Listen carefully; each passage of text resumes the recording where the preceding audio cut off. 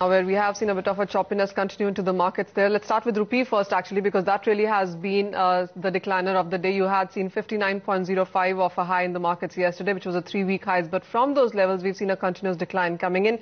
0.5% down on your screens. 59.60 is how that one is holding. Before we touch upon commodities, the IDBI bank earnings are out and on your screens. The first quarter PAT numbers at 307 crores versus 427 crores year-on-year basis. So a decline coming in really on from the last year numbers there. That's the only number coming in on your screen. So less than what you saw in the previous year. The stock, of course, reacting has been down from the starting of the day itself. 3.5% down on your screens for IDBI bank.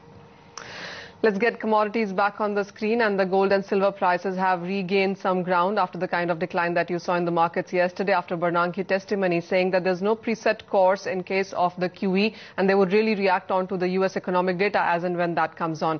1280 is back, so nearly 0.25% of a gain coming in for the gold prices and near 1% up for the silver as well.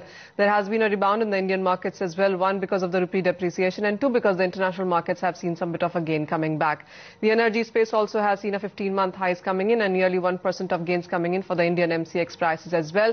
The base metal prices in the meanwhile continue to be choppy. We have seen a bit of a red tick coming in for the industrial commodities. Let's get in then. Viral Shah, he's head institutional business Geojit Comtrade, and he joins us on a phone line from Mumbai. Viral, hi, welcome. Let's start with the precious metal space first. And the knee-jerk reaction, of course, was on the weaker side as the markets were trying to read into what Bernanke had said. With the kind of turnaround that we have seen, how would you want to trade the gold prices in the intraday market today? I think, there was a knee-jerk reaction just before the testimony started where you saw a bad number coming in from the US on the economic space and the gold and silver market reacting sharply. But post that, we have seen a steep amount of correction. I think the bounce that you might see in the market today would be attractive for another round of selling. So I think on gold, we would like to play on the short side. We would like to sell at about 26,500 levels with a stop at about 26,700 levels for a target of about 26,200 to 26,000 levels or so. Similar is the case in silver. I think we would look at the bounce to go short in the market again. We would want to be selling silver at about 40,400 to 40,500 levels. Targets would be below 40,000 levels in silver as such.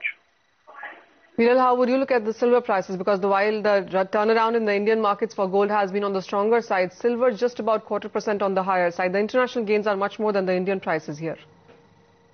Well, you have seen a disconnect a little bit because we don't see the same amount of rise or decline in silver purely because of the fact that there are local factors also which affect the silver prices as such.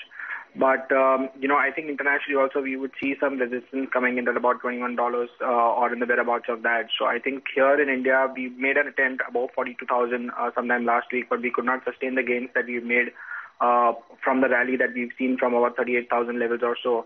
So I think at about 41,000 levels, there is a good amount of resistance in the market, and thus, any higher levels could be used as an opportunity to sell for an intraday basis.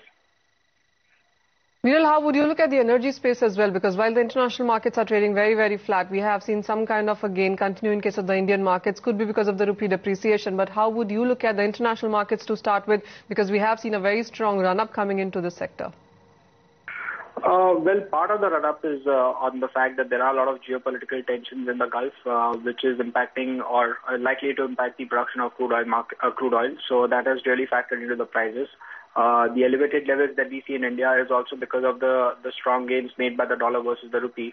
And I think today's gains are also more or less in tandem with the decline in the rupee as such. But if you look at the technical pattern that is developing in the market, we would see that we might retest the previous highs of 6440 levels, but this is for the August contract. So, I think we would be looking at buying at about 6020 levels or so for a potential target of 6440, which is a previous high for the market, and post that even at 6480 levels or so. So we are looking to buy at any dips in this market right now.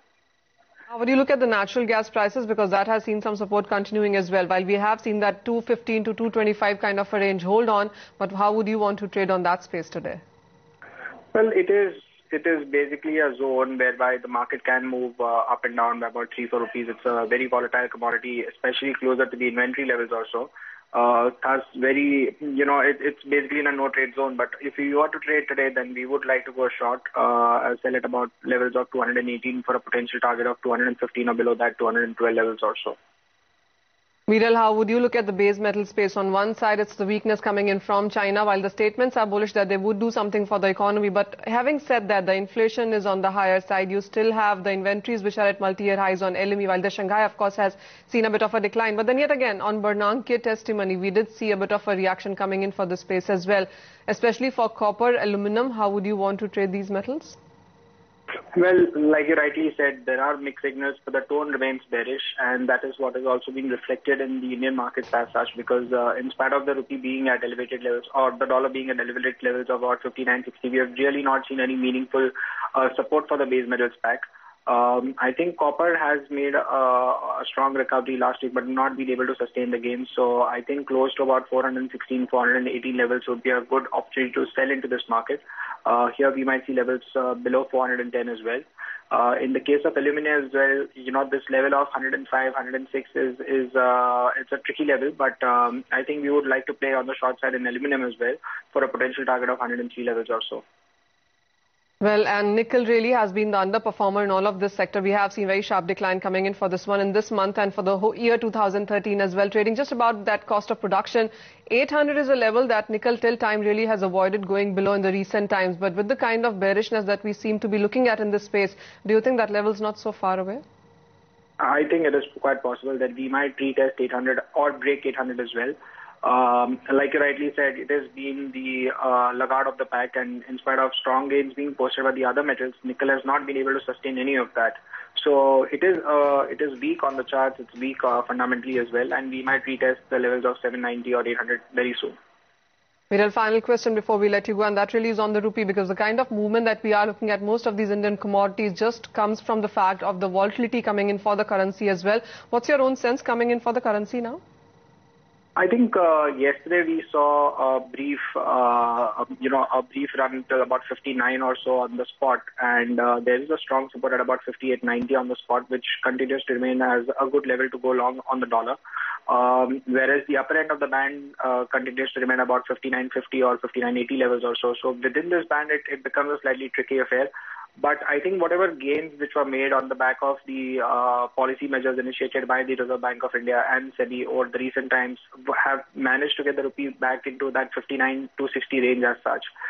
Clear direction will emerge only when either of the bands are broken. But for the time being, we would assume that the market will stay within the band till the time it gets some more information on the policy measures as such.